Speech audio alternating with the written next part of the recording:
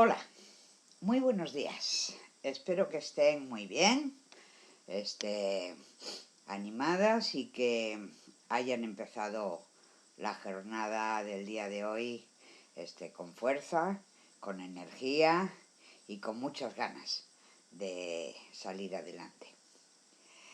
Mi nombre es Julia Pérez Cervera, soy abogada, soy maestra en género y desarrollo y pertenezco a la organización Defensa Jurídica y Educación para Mujeres. Vereda Temis es como más se la conoce. Y a la organización nos han pedido desde la alcaldía de Tlalpan que trabajemos algunos temas. El tema que me toca a mí y a mi compañera Elizabeth el día de mañana es el tema de atención a la violencia contra las mujeres. Yo voy a comenzar hablando un poco del contexto, de cuáles son, digamos, las circunstancias por las que tantas mujeres han vivido y viven aún violencia, sobre todo violencia ejercida, generalmente en un porcentaje altísimo por los hombres, sean sus padres, sus compañeros, sus hijos, incluso las autoridades en muchas ocasiones, ¿no? Entonces les voy a hablar un poquito para que ubiquemos bien, de alguna manera, a qué se debe que haya tanta violencia contra las mujeres en todo el mundo, no solamente en México. Y bueno, como ustedes saben, todas las mujeres del mundo hemos nacido, crecido y vivido. Seguimos viviendo también hoy en un sistema que llamamos patriarcal, machista. ¿Eso qué significa? Pues que es un sistema donde los hombres han decidido cómo debe ser pues nuestra vida, la vida de la ciudadanía, la vida de las personas y por supuesto la vida de las mujeres. Han decidido, utilizando la fuerza, cómo teníamos que desarrollar nuestra vida. A partir del uso de la fuerza han tenido todo el poder y ese poder lo han usado justamente para permitirse en los ámbitos de poder de las autoridades, permitirse usar la fuerza como la herramienta con la cual han podido mantenerse y se mantienen hoy día en el poder. Porque utilizando el poder, pues han podido quedarse con la mayor parte de los privilegios, han podido elegir el tipo de vida que querían llevar, han podido decidir cómo iba a ser su vida.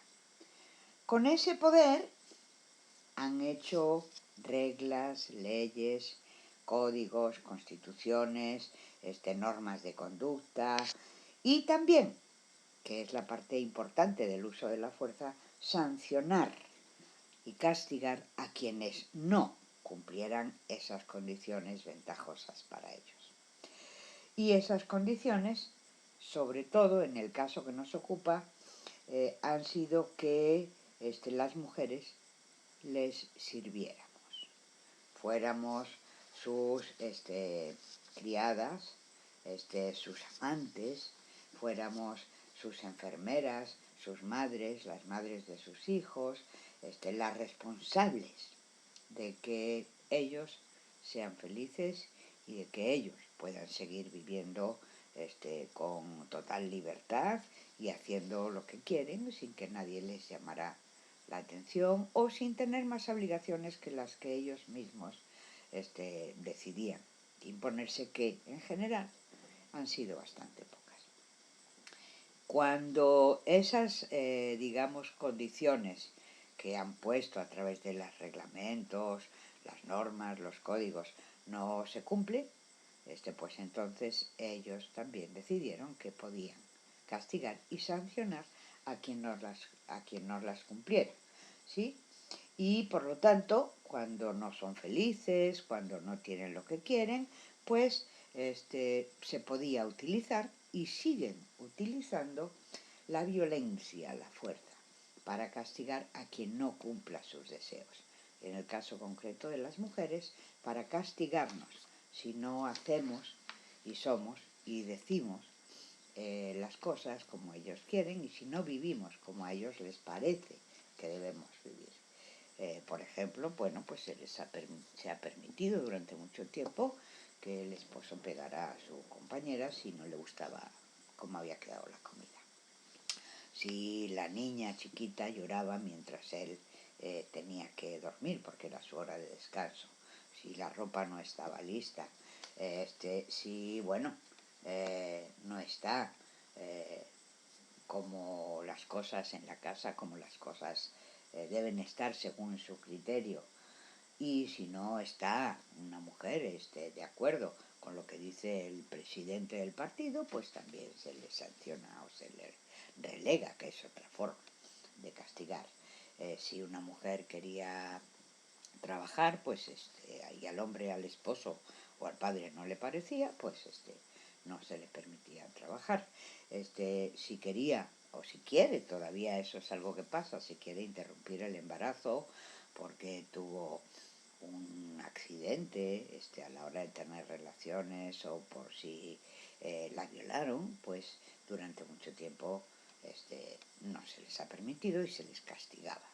Incluso hay todavía muchas mujeres en la cárcel porque el juez o el médico consideró que había interrumpido el embarazo voluntariamente y entonces esto se le consideraba como un delito. Si una mujer le decía a su pareja pues que se iba de fiesta con sus amigas y que él se ocupara de los niños, pues también en muchas ocasiones se les golpeaba, se les insultaba, se les humillaba. Si no quería tener sexo con su pareja o con el amigo con el que salió a tomar una cerveza, pues se la obligaba, se la violaba. Se siguen violando todavía muchas mujeres. Y, perdón, como esa violencia estaba permitida, pues ha ocurrido y ocurre que muchas mujeres han perdido la vida a manos de un señor que consideró que estaba siendo muy desobediente, muy insumisa, muy rebelde. Y en uno de esos golpes la mató, o si se sintió, bueno, pues que no le estaba valorando suficiente, pues entonces se enojaba y eso era motivo suficiente para poderla matar. Ya ni hablemos de si se enteraba que tenía un novio o si no se enteraba, sino simplemente sospechaba, ¿no?, que tenía una pareja, que se había enamorado de otra persona. Bueno, en México, como en muchos países, el poder ha dicho durante muchos años que ese tipo de relación era normal, es decir, que la violencia de un hombre contra una mujer era normal, sobre todo porque consideraban los hombres que hacían las normas, las leyes, que tenían el poder, que mandaban, consideraban, o al menos les interesaba que pensáramos eso, les interesaba que pensáramos y difundieron que es que éramos más tontas, es que éramos muy indecisas, es que éramos muy lloronas, es que las mujeres realmente no tenemos iniciativa, no tenemos capacidad, ¿sí? No tenemos la inteligencia suficiente como para ordenar un país, dirigir una casa, educar a nuestras hijas e hijos. Y entonces, todo el tiempo se ha estado diciendo que ellos eran los que tenían que decidir. Por eso el cabeza de familia era el hombre. Quien podía sancionar a un hijo o a una hija y golpearlo era el hombre.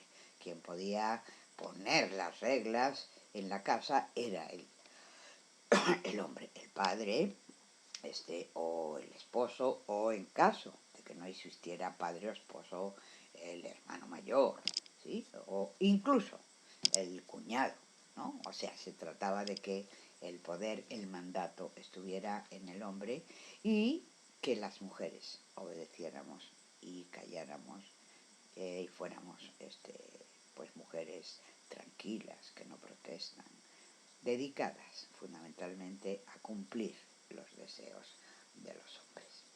Bueno, hoy, aunque se han avanzado en algunas cosas bastante, seguimos viviendo en un sistema patriarcal.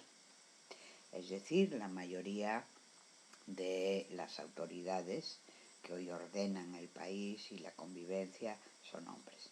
La mayoría en los congresos son hombres. Y las mujeres que hay en los congresos generalmente pues pertenecen a partidos que están dirigidos por hombres. Y si quieren tomar decisiones, bueno, pues ahí tienen sobre todo que enfrentarse al poder masculino del partido, de el ministerio, de la secretaría, del secretario que esté ordenando las cosas, el cómo se hacen, o el presidente del gobierno o el gobernador. Y digo, la mayoría siguen siendo hombres. Lo mismo pasa en la empresa privada. La mayoría de los jefes, sobre todo los más altos jefes, son hombres. Por eso también sigue habiendo, por ejemplo, tanto abuso sexual, hostigamiento. Y las autoridades, incluidas el poder ejecutivo y el poder judicial, también han estado dirigidos por hombres y las normas y los procedimientos pues han sido interpretados y aplicados fundamentalmente con la mentalidad de los hombres, es decir, con la idea de que las mujeres tenemos como función principal en nuestra vida cuidar de la familia, de los hijos, procurar que los demás sean felices. Y por eso, bueno, cuando una mujer dice no, pues yo ahora ya me cansé de cuidar los hijos, que los cuide mi compañero, yo quiero terminar mi maestría, pues para mucha gente le resulta escandaloso, porque claro, son 2000 años viviendo bajo las ideas, los valores, los criterios, las necesidades y de alguna forma los caprichos y los intereses del poder patriarcal, es decir, de las necesidades masculinas, de la manera de pensar de los hombres y de la manera en que los hombres conciben la vida, la comunicación, la familia, etc. Decía que han cambiado algunas cosas, sobre todo, bueno, pues porque muchas mujeres que empezaron a estudiar, que ya estaban cansadas, que no encontraban razones, ni científicas, ni lógicas, para seguir en esa situación de alguna manera, por llamarlo de alguna manera, de esclavitud, empezaron a decir que no era justo, que no había ninguna razón por la que el hombre pudiera golpear a una mujer y en los poderes jurídicos del Estado no hicieran nada y lo vieran como normal. Sobre todo a partir de la declaración, de las distintas declaraciones de derechos humanos, pues muchas mujeres empezaron a exigir que se les respetara, que la violencia no podía ser una manera de establecer una familia o una convivencia o el orden en una casa, que eso era simplemente una violación a los derechos humanos de las mujeres. Y empezaron a hacerse, bueno, pues algunos movimientos fuertes, lo que conocemos como movimiento amplio de mujeres o movimiento feminista, que se dedicaron durante mucho tiempo y con mucho riesgo y con mucho sacrificio y con muchas sanciones sociales, de crítica, a veces de cárcel, a veces de muerte, se dedicaron a defender la idea de que las mujeres también tenemos todos los derechos humanos, porque somos personas humanas. Y como personas humanas, nadie tiene por qué golpearnos, ni esclavizarnos, ni juzgarnos, ni humillarnos, ni ofendernos, ni insultarnos, y mucho menos. Nadie tiene derecho a matarnos. Ese movimiento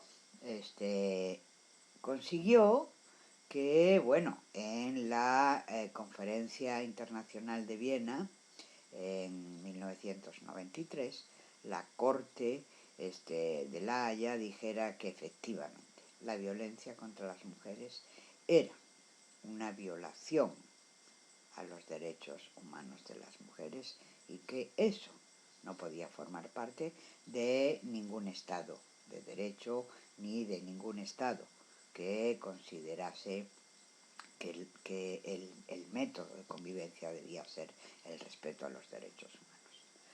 Después, en 1994, México firmó la Convención Internacional de Belén do Pará, que es la Convención Internacional para eliminar todas las formas de violencia contra la mujer, para prevenir, eliminar, atender y erradicar la violencia contra las mujeres. Justamente después de eso, el convenio se firmó en el 94, pero en México empezó a tener vigencia, es decir, a ser obligatorio hasta el 98, que fue, unos años después, porque esos convenios llevan una serie de trámites. Hay que firmarlo, lo tiene que aprobar la Cámara, luego el Congreso, luego tiene que ser ratificado por el gobierno, entonces lleva unos años, y en el 98 ya entró en vigencia plenamente para todo el país. Pero justamente a raíz de que se firmó ese convenio internacional, la Convención de Belén do Pará, que es como se le llama a la Convención para eliminar la violencia contra las mujeres, en México, en la Ciudad de México, por primera vez, se aprobó la Ley de Prevención y Asistencia a la Violencia Familiar. En ese momento solamente se hablaba de la violencia familiar, en algunos estados se hablaba de la violencia intrafamiliar, es decir, al interior de la familia, ¿no? Pero fue hasta 1996.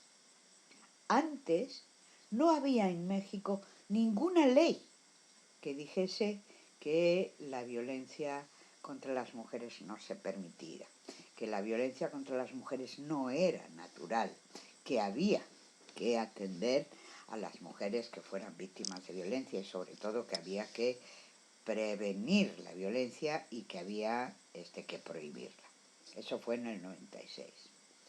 A partir de ese año, en los diferentes estados se fueron también creando las distintas leyes de prevención y asistencia a la violencia familiar, ¿no?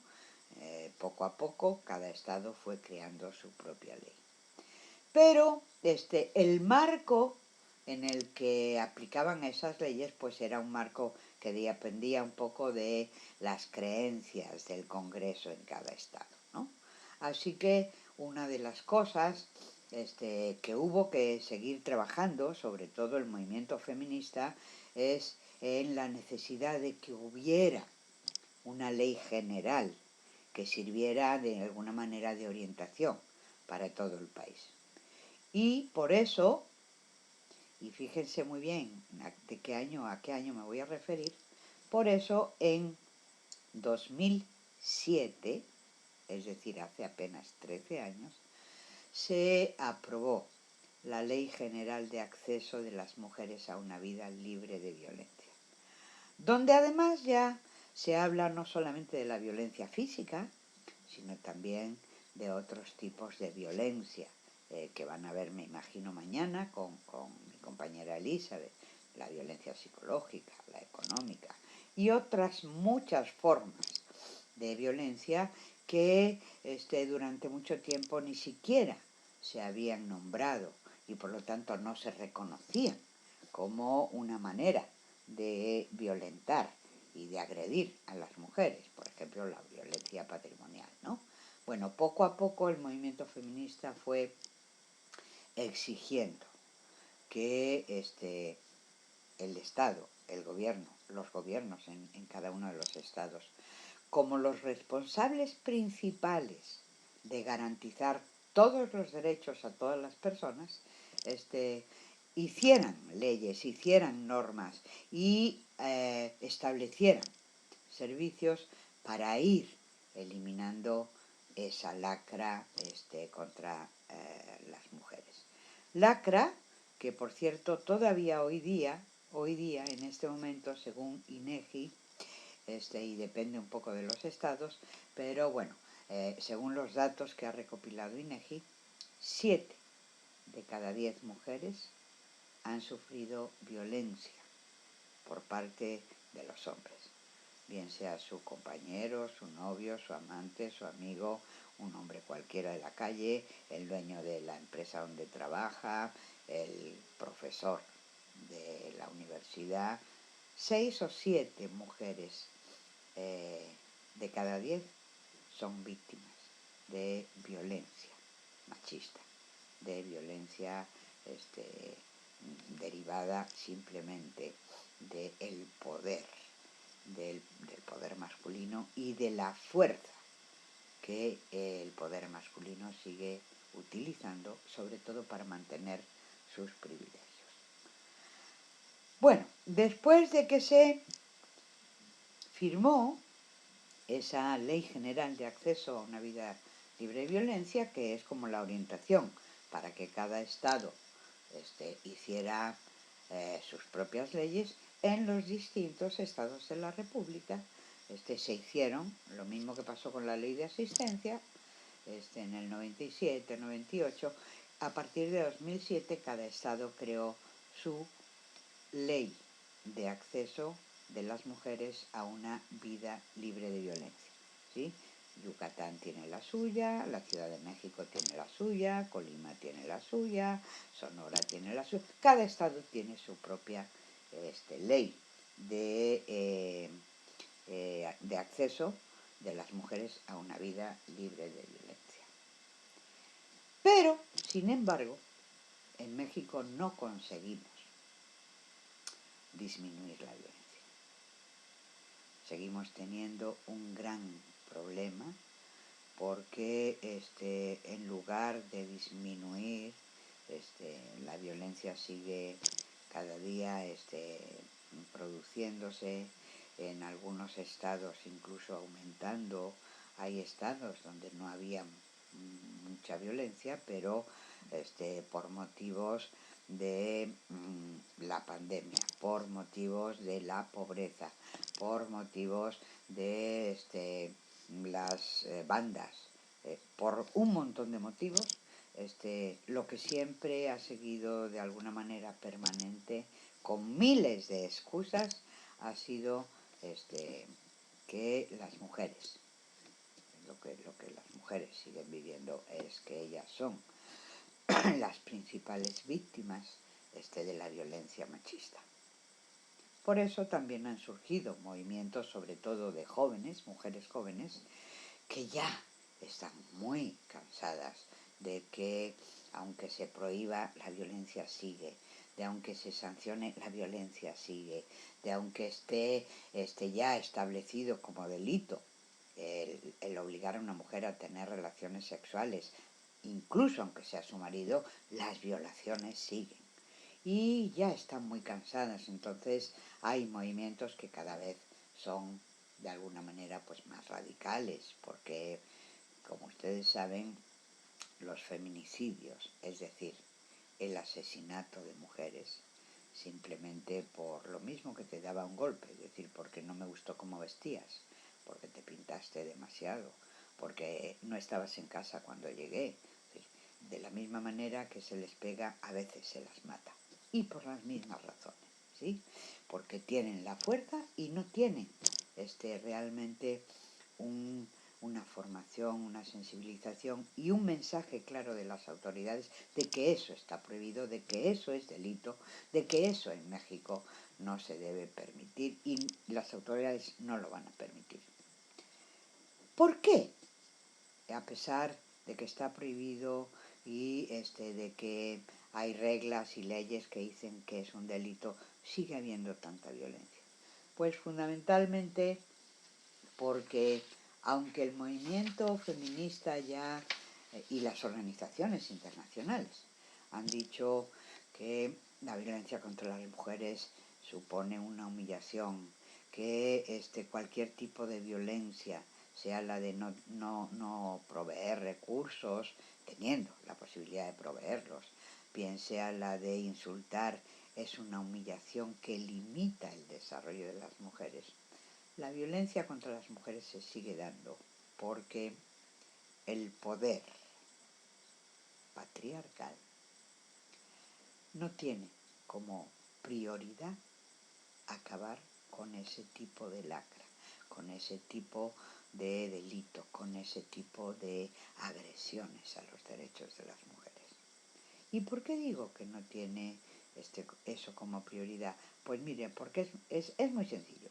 Cuando tú haces una ley, a la vez que haces una ley, tienes que establecer una serie de servicios, de recursos para vigilar que esa ley se cumpla. Por ejemplo, está prohibido robar, ¿verdad? Y como está prohibido robar, ¿qué es lo que hizo el Estado? Pues crear cuerpos de seguridad que fueran a detener a los que robaban y crear un sistema de justicia que juzgaran a ese hombre y le dijeran, pues por haber robado te toca tantos años de cárcel. Y la policía lo llevaba a la cárcel. ¿Sí? Y por eso se crearon cárceles.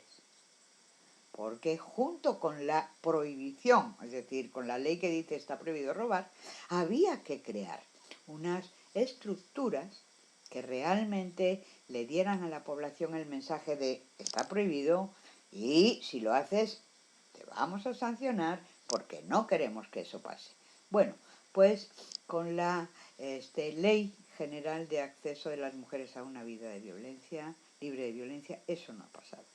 Se ha creado la ley, se han hecho reglamentos, hay protocolos, pero en general no se cumplen. ¿Por qué no se cumplen? Porque dado que en México 6 o 7 mujeres de cada 10 sufren violencia, debería haber no un centro de atención por cada delegación, hablando en concreto en el caso de la Ciudad de México, no un centro por cada municipio. Debería haber un montón de centros en cada municipio para que las mujeres les resultara fácil ir a informarse, ir a saber qué pueden hacer, tener claridad sobre cuáles son sus derechos, cómo se ejercen. Y no hay tantos centros. Hay uno por municipio y en los estados incluso hay menos. A veces hay un montón de municipios que no tienen o que existe un centro para 7 municipios.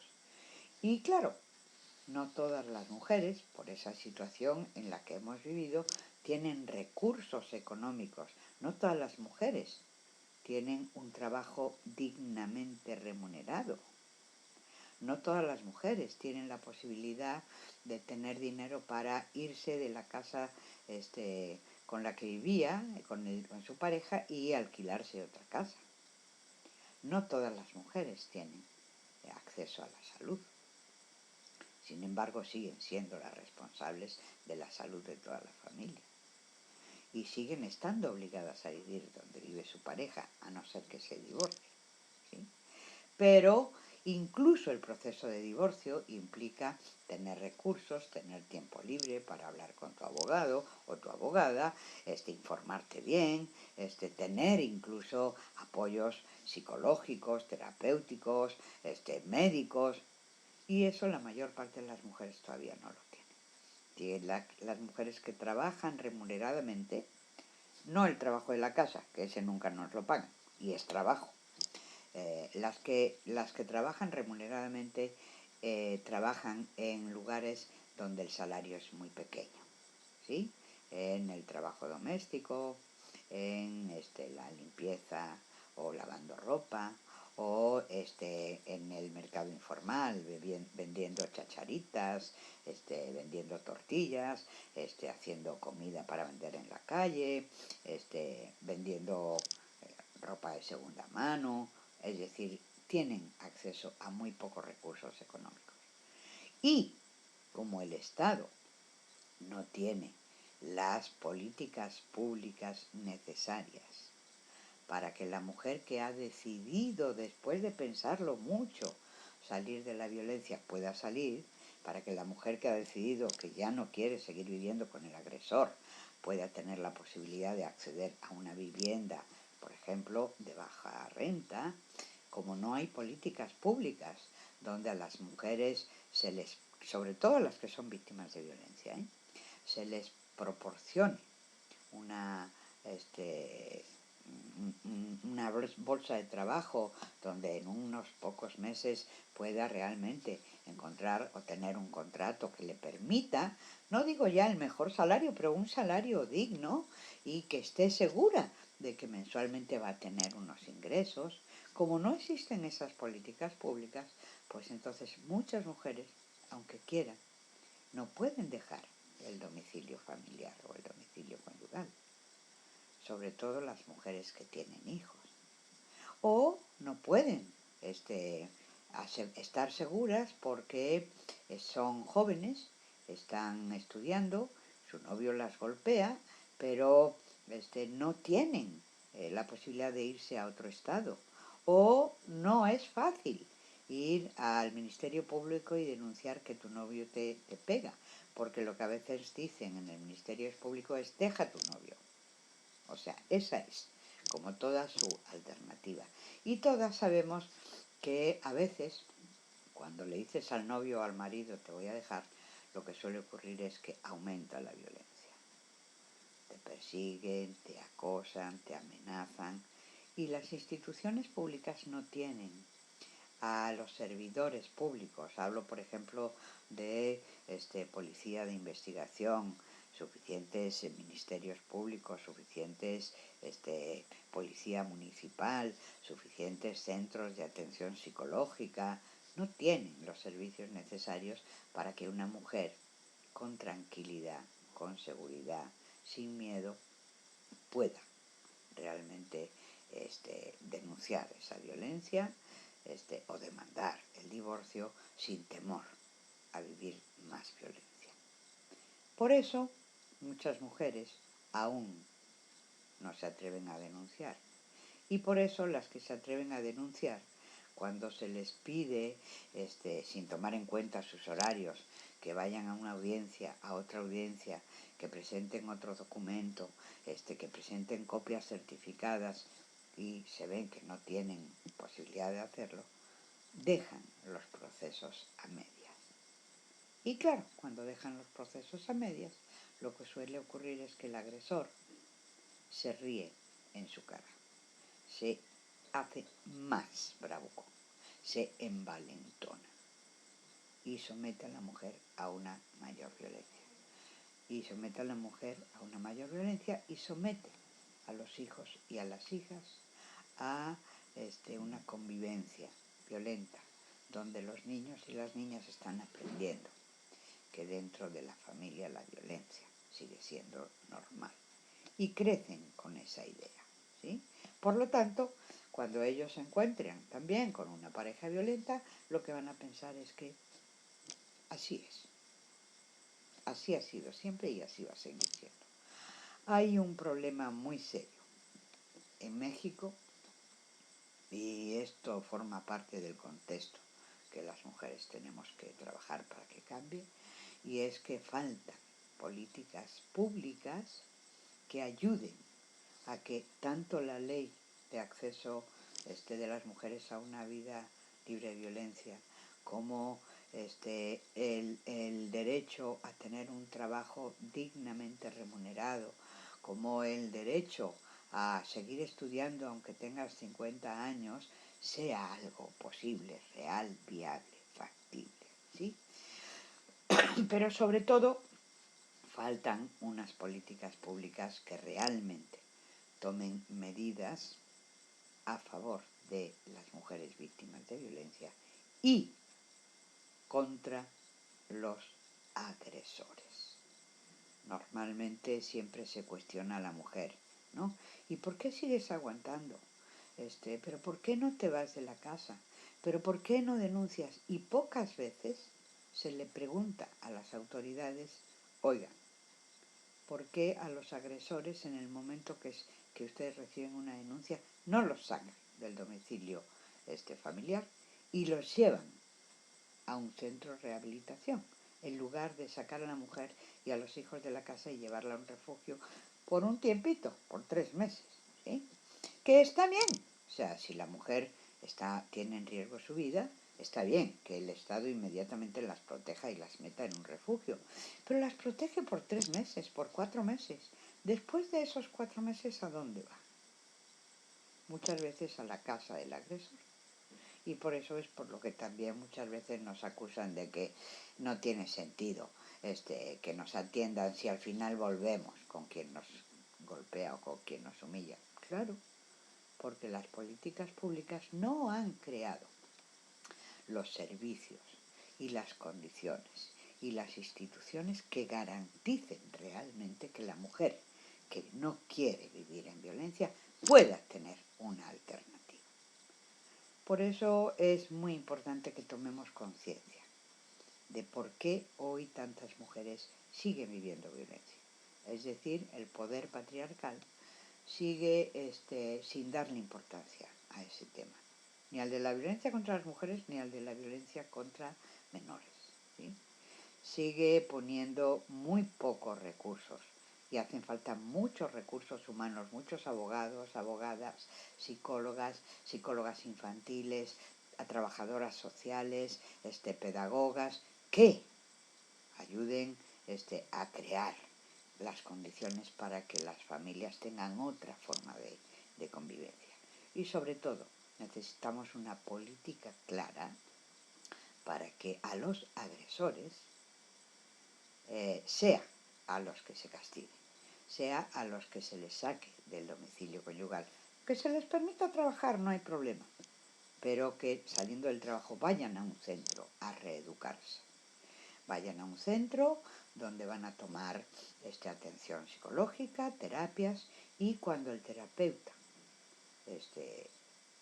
confirme mediante un documento o un estudio que esa persona finalmente ciertamente ya entendió que no tiene derecho a ejercer violencia, pueda de nuevo retomar su vida en libertad.